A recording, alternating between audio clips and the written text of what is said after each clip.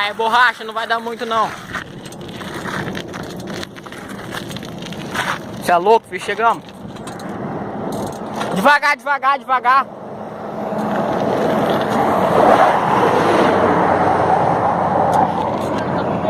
Eu também, mano. Eu vou usar meu sussano. Caralho, velho, oh, dá um medo na hora que eles passam. Mano, essa porra é rasa? É, aqui, ó, mas no fundo aqui debaixo da ponte, né, não? Você não pode se moronar? Você é louco, filho, não fala umas coisas dessas, não. Olha aí, o bagulho passar perto dá um medo, não dá? Ai, tá frio. Vai tomar no seu cu. O cara olhou. Seu lixo! Bora vazar?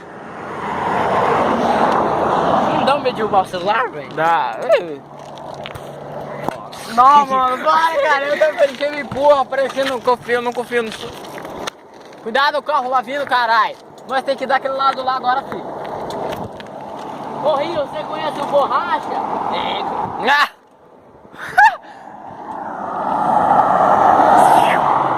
Tem um buraco aqui. Bora pro outro lado. Rápido, velho, pro outro lado. Olha tem uns carinha loucão lá, bora com eles. Não vai ser droga. Aqui dá mais medo, mano, olha.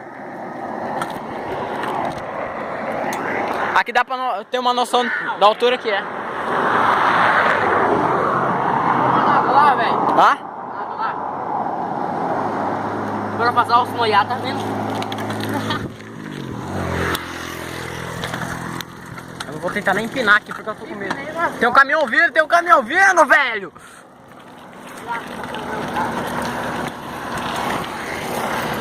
Vai passar bem aí, vem mais pra beira.